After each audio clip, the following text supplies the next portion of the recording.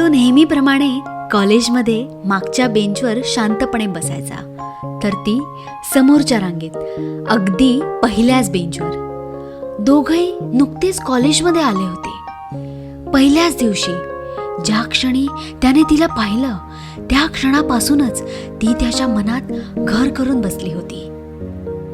किंचित निळसर डोळे, गव्हाळ कांती आणि लांब सडक केस. ती दिसायला छानच होती.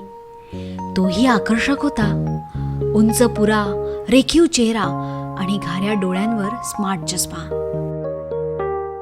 पण तो नेहमी तिचं निरीक्षणच करत राहायचा लांबून. ती अभ्यासात रमणारी होती. नोट्स लिहिताना हलकेसे केस मागे घेणं, एखाद्या समस्येवर वैतागून धुसफूस करणं आणि मग क्षणातच कुठेतरी विचारांमध्ये हरवून जाणं, हे सगळं त्याला आणखीनच भुरळ घालायचं.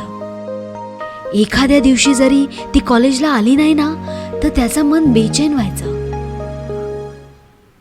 खूपदा त्याला वाटायचं तिच्याशी बोलावं, पण कधी धाडसच होत नव्हतं. ती जवळून जरी गेली ना, तरी त्याच्या हृदयाची धडधड वाढायची.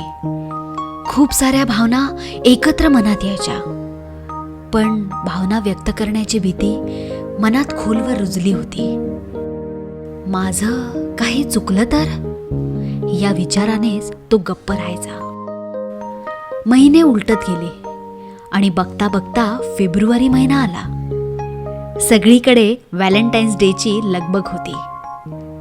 त्या दिवशीही तो उदास मनानेच कॉलेजला आला होता. लेक्चर्स तर नव्हते, पण मनात एक आशा होती. ती दिसेल का? नेहमीप्रमाणे तो मागच्या बेंचवर जाऊन बसला. तेवढ्यात त्याच्या डेस्कमध्ये एक छोटीशी चिठ्ठी त्याला अडकवलेली दिसली. त्याने हळूच तो कागद उघडला आणि त्यात लिहिलेल्या शब्दांनी त्याचा श्वासच थांबला. तू विचारणार नाहीस म्हणून मी सांगते. हो. क्षणातच त्याच्या चेहऱ्यावर आनंदाची लहर उसळली. त्याने झटकन मागे वळून पाहिलं. ती समोर उभी होती, स्मिता हास्य करत आणि हातात गुलाब घेऊन. जर तुम्हाला हा व्हिडिओ आवडला असेल तर या व्हिडिओला लाईक, कॉमेंट आणि शेअर करा. आणि ही कथा आवडली असेल तर टेल ट्रेल या यूट्यूब चॅनलला सबस्क्राईब करायला आणि अशाच भन्नाट कथा ऐकण्यासाठी बेल आयकॉनवर क्लिक करायला विसरू नका.